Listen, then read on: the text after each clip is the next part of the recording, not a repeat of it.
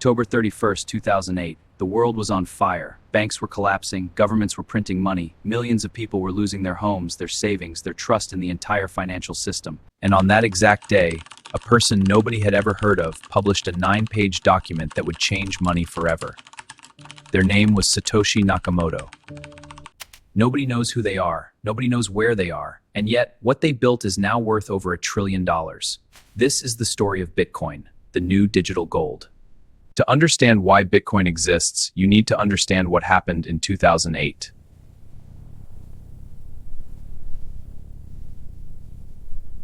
Lehman Brothers, one of the world's most powerful banks, collapsed overnight.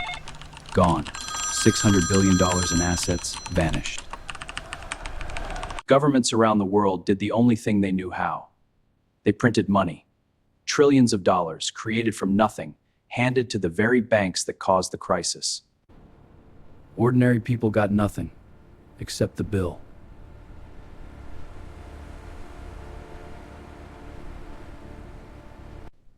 Somewhere in the world, in a room nobody has ever found, one person watched all of this happen.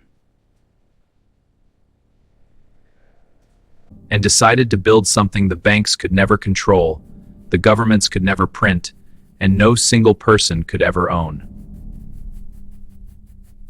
On October 31st, 2008, Halloween, a message appeared on an obscure cryptography mailing list. The sender, Satoshi Nakamoto. The subject line, Bitcoin, a peer-to-peer electronic cash system. 9 pages. Clean, precise, revolutionary. It described a system where two people could send money directly to each other, with no bank, no government, no middleman of any kind. The system would be secured by mathematics, not by trust. The supply would be fixed. Only 21 million Bitcoin would ever exist. No printing, no inflation, no exceptions. Most people who read it that day ignored it. A few didn't.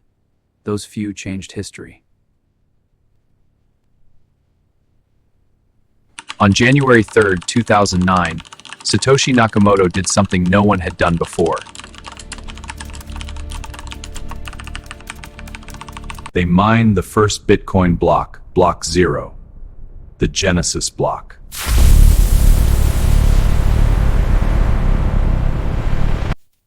Embedded inside it a single message. The Times 03 Jan, Chancellor on brink of second bailout for banks.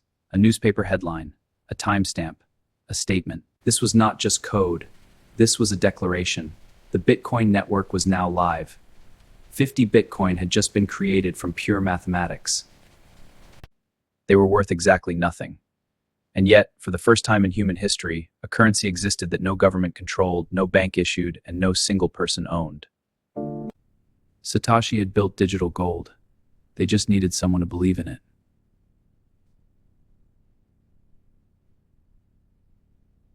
For the first year, Bitcoin lived in the shadows. A tiny community of cryptographers, libertarians, and tech idealists passed it between themselves.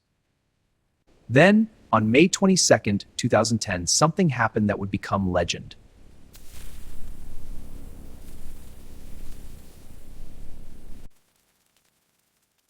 A programmer named Laszlo Hanyecz made the first real-world Bitcoin purchase. He paid 10,000 Bitcoin for 2 pizzas. 10,000 Bitcoin for pizza. At today's prices, that's over $900 million worth of pizza. It's now celebrated every year as Bitcoin Pizza Day. But here's what that transaction really meant.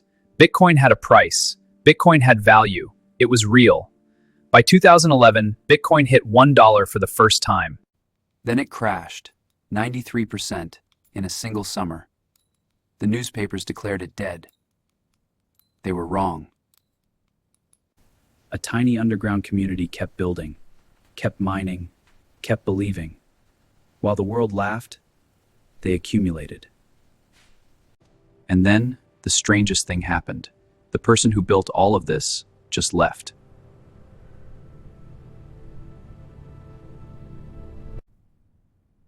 In April 2011, Satoshi Nakamoto sent a final email to a fellow developer.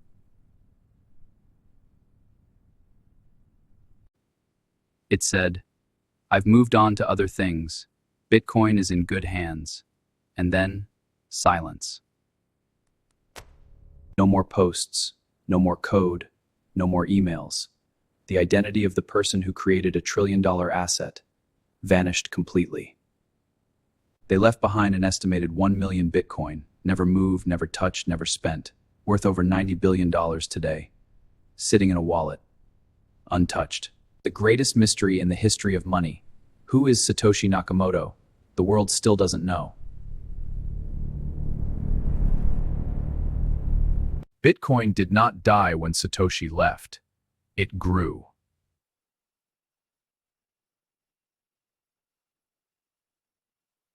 By 2012, the first Bitcoin halving occurred.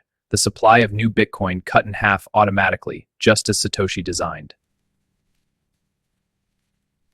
By November 2013, Bitcoin crossed $1,000 for the first time. From 2 pizzas to $1,000 per coin.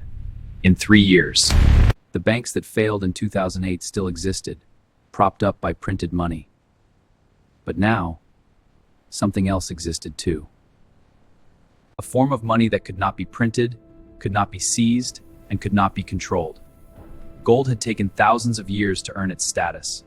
Bitcoin did it in 5. Is this the new digital gold? The question that would define the next decade of finance was just beginning to be asked.